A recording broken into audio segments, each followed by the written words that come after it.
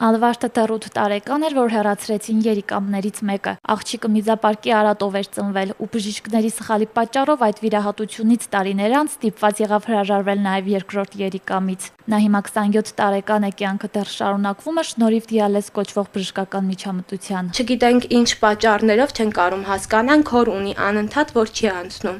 Ճնշման խնդիր ունի, անընդհատ ճնշում չունի։ 40-20, որ մարդիկ չեն պատկերացնում ոնց կարան այդ ճնշման տակ ապրեն, բայց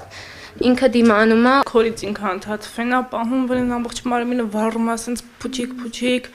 կամ երման ջուր ալեցնում վրան քրտնխաշ դեց վառելով սաղ, դրանից ավելի է ճնշումը գնում մինչև 30 ուշա գնացա լինում, ասենց սաղը խառնված իրար, չգիտենք ոնց անենք, ինչ օգնենք, նա շատ իրել չի օգնում արդեն։ Ընտանիքը բազմանդամ է, սոցիալապես ծանր կացության մեջ, ծնողները գործազուրկ են, իսկ հազիվ հայթայթվող նյութականային միջոցները, որոնք պիտի նրանց տարրական պահանջներին ծառայեն, հազիվ բավարարում են տեղորայքին, թերևս շատ դեպքերում էլ ցավոք չեն բավարարում։ Աչքի առաջ երիտասարդ թստեր տառապանքները տեսնելով սրտի հիվանդություն է ձեռք բերել նաև մայրը Տիկին Մարիամը։ Իմ խնդրանքը, որ գոնե երեխուս օգնեին, տանենք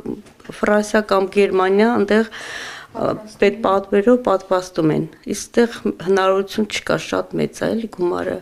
Երբ դեռ առողջությունը փոքրի շատեներում էր, Ալվարդը ուսանողուհի էր, հետո մասնագիտություն ընտրեց ու սկսեց աշխատել։ Հետո այս ամենն ուղղակի անցյալում մնաց, բայց նույնիսկ կյանքի հետ անհամատեղելի թվացող արյան ճնշմամբ 20-40 Ալվարդը ամուր կարճած է կյանքին, սիրում է կյանքը, պայքարում է, ունի բազում անկատար երազանքներ ու նպատակներ։ Չէ, դիալեզը համ սովորում է, համ աշխատում է։ Սովորում է իր լեզուներ, աշխատում է որպես կոսմետոլոգ դիմահարդար։ Բայց դա 3 տարի առաջ։ Հիմա ինչ դիալեզ եմ, ես նորմալ դիալեզ ոչ ստացել եմ, ոչ էլ կարող եմ ինքնուրույն ինչ-որ բան անել։ Ինչ երազանքներ ունես։ Շատ երազանքներ ունեի, բայց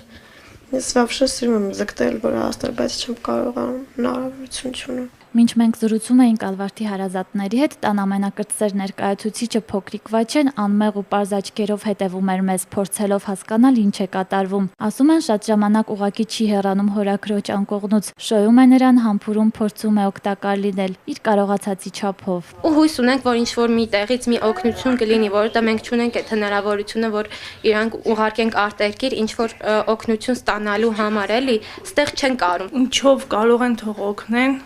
գոնե ստեղից իրան դուրս տանենք, գոնե երկրից դուրս տանենք Եվրոպա, որ կարողանան գոնե մի երիկամ փող պատվաստան, որ այս վիճակից դուրս գա։ Ցավալի է այսպես ասելը, սակայն փաստ է, որ երիտասարդ աղջկա կյանքը մազից է կախված։ Վստահ ենք, որ օգնել կարող են շատերը ու կոչ ենք անում ստեղծել բարեգործական մի նախաձեռնություն եւ փորձել օգնություն ցուցաբերել, քանի դեռ շատ ուշ չէ։ Բարերարնենք, խնդրեի, ինչով կարողանային օգնել, որտեղ էլ 3 տարի անկողնում եմ ու չեմ ուզում սան շարունակվի։ Մարգարիտ Ավանեսյան, Աշոտ Մնոյան, Սլաքեմ։